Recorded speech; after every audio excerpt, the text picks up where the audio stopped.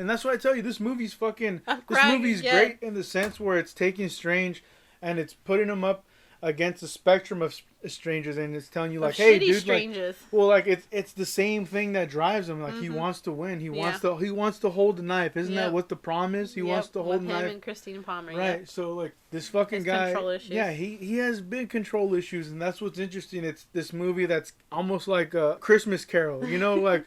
Or It's a Wonderful Life. One of those movies that are, like, taking their lead down, like, almost a series of choices, except it's not even a series of past choices. It's a series of alternate choices from different fucking...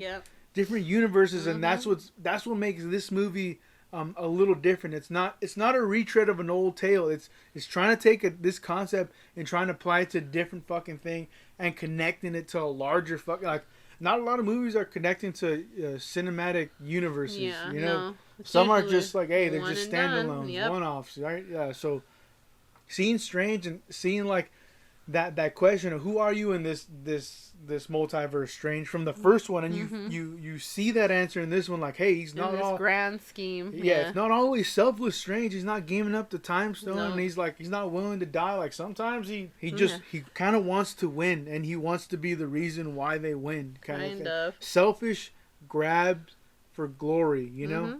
It's insane, and I love the idea that they take this Strange and they put him in that specific journey, and they give his character a little bit more of a progression, because he, in the first one, he's taught to learn with the sling ring, right? And master.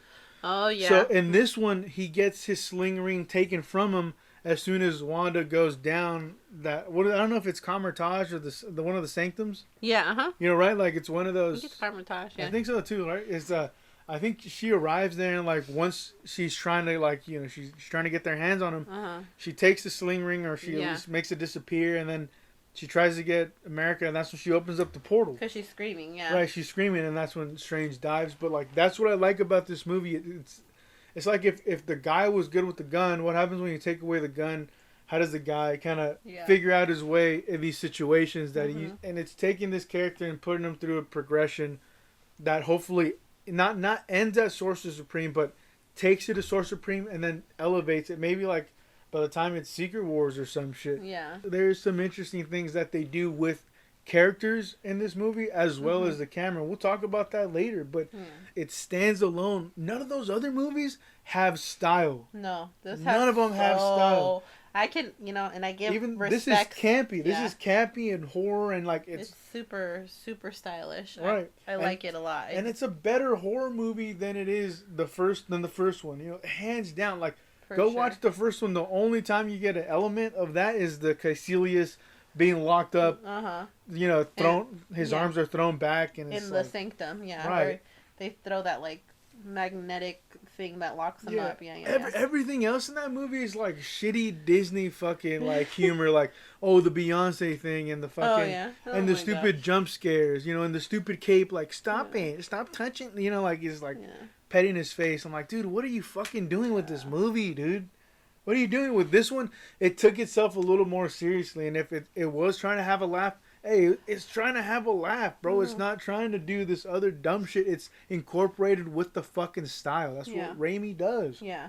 You know? I mean, the man's got style. There's no doubt about that, for sure. But Strange definitely goes down a different fucking path, and like it's, you know, at first kind of seems similar to the first one where he's already been selfless and is willing to die and willing to give the universe another day before he gives himself another day. It already seems like the Ancient One put him on that path. Like, he's the best of us in the Endgame movie. Yeah, definitely. With Doctor Strange, there's so much, because we get, 3 variations of him in this movie? 3? Well, you get 4? Defender Strange. You get Sorcerer Supreme Strange. You get 616 Strange. You get Sinister Strange, and you kind of get like a zombie Strange, but not really. So it's like 5, you know what I mean? So we get so many Stranges in this movie, and it's like, alright, we Defender Strange. Obviously, you can talk about how they look. You know, Defender Strange has a ponytail. Sorcerer Supreme Strange got like weird sweaty bangs. And like with that, Defender Strange has black and red. Sorcerer Supreme Strange is all blue, right? And then R616 is red and blue. And then, what was the other one? They all kind of have, like, similarness in their outfits, with the evil Strange just being darker. Like, that's the only difference on that one. So I feel like all of their outfits are somewhat the same. When you think about cameos in the movie, I think he talks to Wanda in the beginning where the field of flowers, and he's like, "Look, I gotta come to you. You're the apples, witch. Yeah. I can't. You know, who the fuck am I gonna ask? Hawkeye or one of the bug-related superheroes? Like, what's up with you?" Yeah. Seeing like again.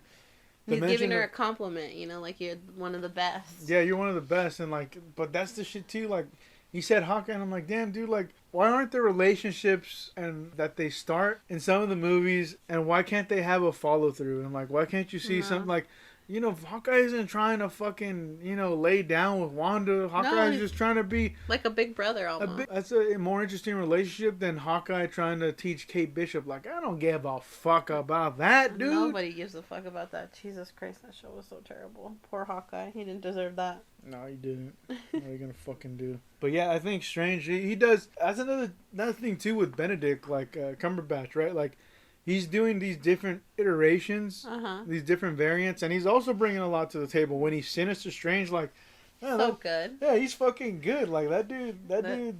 Oh my gosh, yes. When he's the star. Like, in terms of acting, he's probably the dude who has the best range.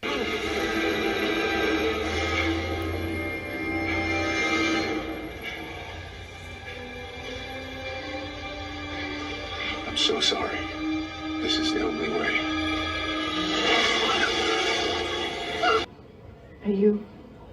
I'm happy. Good. You deserve it.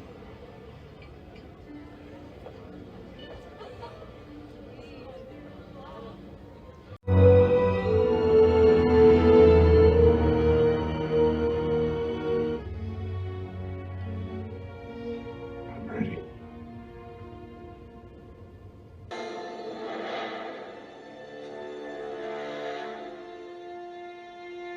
Yeah, Mordo. You ever had that dream where you're falling as if you've been pushed off a tall building? That was probably me.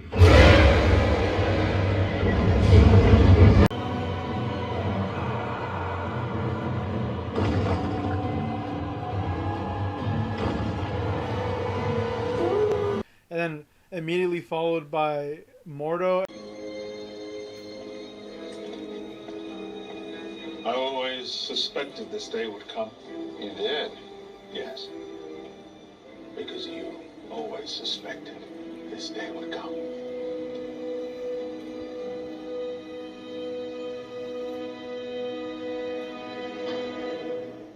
My brother. And then Wanda. Please. I have children of my own. I understand your pain. Is their mother still alive? Yes. Good. There will be someone left to raise them. Like, that's the pecking order, I think. For sure. He is an amazing actor. And the whole scene when he's fighting, was it Sinister Strange in like the darkish grayish world, fighting with the music notes, it just kind of gave me Fantasia vibes. Mickey is throwing like the music, they're fighting without the music notes back and forth, and then it's just like that's Disney pulling from Disney, you know? It was cool, and Beethoven the style, versus Bach. Yeah, the style was different than, you know, a traditional fight, I guess. That was a Sam Raimi idea that was incorporated into the movie. That's the shit. Like, some people just got vision. Some people just got style. Like, it doesn't matter. Raimi didn't grow up reading Doctor Strange comics. I'll tell you fucking this. Mm-hmm. He probably just finds the character interesting and is willing to do a fucking movie with Marvel and just, you know, maybe rekindle that relationship and do more projects for them. You know, they're great together. You know, like, I want to see more Raimi movies on his own, but it's a great cast. And they do a lot of the heavy lifting. It's some of the weaker links do get noticed, though. You know, you talk about Wanda. Yes. You know, and I talk about America Chavez. I talked about her too. Right. There's people where we feel like, we kind of want more from them. And, you know, it's already a pretty good cast. Yeah, no, the cast is good. I read something saying that they interviewed her, had her do her screenings like for America Chavez at least 3 times to like make sure she was the right fit. Like the Spider-Man treatment. I think Spider-Man was on some bullshit like that too. Like, hey, you gotta audition, then you gotta make it, then you gotta test with, like, you know, the actors. Yeah, the actors, and see how it goes. Yeah. So she went through it. So, you know what I mean? Like, obviously she was the best of the best. Yeah, the last note I wanted to make about Strange was in the beginning, he's losing Christine and like, oh, you know, she's marrying some motherfucking guy. She breaks away, she goes to the bar, Strange is there. He turns a cup of water into wine. Right. Like, that shit was super cool. I was like, okay, Doctor Strange, it's I cool. see you. But it, you know, she like, you know, who else turns water into wine kind of thing. Yeah. And it's like, it's interesting that scene happens around the same time as when he's getting that talking to from the former surgeon, where he's like, you know, of course she's the best surgeon and the best superhero, this fucking guy over here. Uh-huh. Yeah. I like that shit, and like there's a bit of that arrogance that's still kind of like still coming through in like little moments and in action moments too, not just like, hey, I said this, so therefore I'm this, you know. Yeah, I like that scene too when he tells him like, oh, of course you're the best surgeon and the best superhero, but you didn't get the girl. I was like, damn, that's such a jab. Yeah, it's a fucking jab. But just with things that we wished we saw, like I would have loved to see Magneto in this fucking movie. For the love of God, if we could have got more mutants, I would have been the happiest girl in the world. We talked about Tom Cruise, Iron Man. There's potentially a money or death issue. Maybe it was scheduling. We don't know, but It would have been bomb too. Yeah, the people who are behind Multiverse of Madness are now saying that it's scheduling that kind of got in the way. But to be honest with you, like there was a lot of reshoots. There's a lot of reshoots, and to do Superior Iron Man, like can't imagine it takes more than a day or two. No. Like that, they're not taking up that much screen time, man. Like they're just there. So they were doing reshoots up until like early April, and this movie came out in May. It's kind of ridiculous. It's fucking hella ridiculous, but whatever the fuck, you know. Them doing Wanda, there's no like visual representation of the monster that she's become, but there is an idea that what if she becomes a little bit more horrific as she's like murdering people, she's losing a bit of herself and going down a different darker path, maybe even absorbing shit like Strange was in the What If. Oh, or like I think when Dr. X goes into her mind, that scary Wanda that comes out, like almost like disfigured zombie looking, if she like started to turn into that, I think that would be cool too. Yeah, that would have been cool. If they kill the Illuminati, I wish that was the jump point to do this like whole Terminator chasing down Connors and them, right? Like that whole sequence where it just an unstoppable force and you just gotta keep moving. I wish she carried through and they did some kind of gimmick with the multiverse and America Chavez. The only problem is she'd have to learn how to punch, but I wish or how to activate her powers because that's kind of saved for the end, right? Yeah, for the butt end. Yeah, but if they did it differently, like maybe Spider-Man helps and he saved like Strange. Say like they go into multiverse and it's Tobey Maguire, Spider-Man. It's Bruce Campbell Mysterio. Yeah. They're fighting. Bruce Campbell Mysterio's got that green shit, that green magic shit like the 616 one. They pop in. They get in the middle of the situation. Long story short, they have to punch another hole and go through another fucking multiverse. Yeah. And Tobey Spider-Man helps buy them time. And before Tobey Spider-Man can be off like the Illuminati, it'd be cool like if the Cloak went to go grab Spider-Man and brought him along with them. And like kind of like Seven Samurai, you slowly start to build like a little team of Avengers that you hopefully take into the third act to stop Wanda. But I think that's the biggest problem with this movie because like it doesn't want to like preserve the superheroes and make sure they're okay. It's definitely willing to kill them off. But I would have loved something like that. I would have loved for them to punch through and here comes Deadpool. Whatever. Say he's in the middle of the freeway. Fucking Deadpool. We gotta right? multiverse. Deadpool. Deadpool sees the shit. You know, Deadpool sees like, oh, like it's Wanda coming through and puts up a fight with Wanda. It's sliced in half, like Captain Carter, let's say. But he can regenerate. So it would have been fun for him to kind of like go through like some kind of death or some not death, but like, you know, go through a horrific injury in result of fighting Wanda, but for him to kind of reassemble himself and keep going. Or even Ghost Rider, you having the Darkhold and having Mephisto tied in. That would have been cool. I would have loved that. If like before Wanda could like cast a spell with her hand or whatever the fuck, her hand is caught with like a fiery chain and like it's Ghost Rider pulling her back, and it's the series of superheroes almost like buying the heroes enough time for them to get out. Even if you don't take them along with you, maybe it's enough for Wanda to be like, enough with this shit, I'm just going to chase him. I'm not going to try to kill Tobey Spider-Man. I'm not gonna kill Deadpool, even though she tries to. She doesn't have the time to really do it. She has to go and chase going Chavez to get what she wants. Yeah, right. I would have loved that. And that shit would have been the most amazing thing I've ever seen in my life. Fucking Moon Knight, like that would have been cool too. Because Moon Knight just finished before this movie. It would have been so cool to see Moon Knight like throw his little Moon Knight fucking boomerang at her. He also kind of regenerates with the power of Khonshu, and you want to see them interact with Wanda and potentially have a person that's also fractured like Wanda, except Wanda doesn't have multiple personalities, but like someone that's just as like off their rocker, I guess. It could have been crazy. It would have been beautiful. Right? You know, I would have loved for the Quicksilver thing that they do in WandaVision, kind of encouraging the family. I would have loved for them to like save that and put that in this movie where, like, again, the only problem is Wanda doesn't need to be having, like, hallucinations. Like, she can create reality at will. So, kind of strange to have that certain element. But if we're going full on, like, hey, she's losing it, I would have loved to have some of this shit sprinkled in. You know, it could have been really fun. But Wanda, you know, obviously, she has a 7-year deal. She's going to return. It's looking like a solo movie. A lot of people talk about Children's Crusade also being developed. Which is like, I don't know if Wanda's solo movie is one thing and Children's Crusade is another thing. Speaking of her children, my issue was when they open the portal and she's like, what did you do? And then the kids start throwing the toys at her. So is that Wanda like less strong because she chose to focus on family?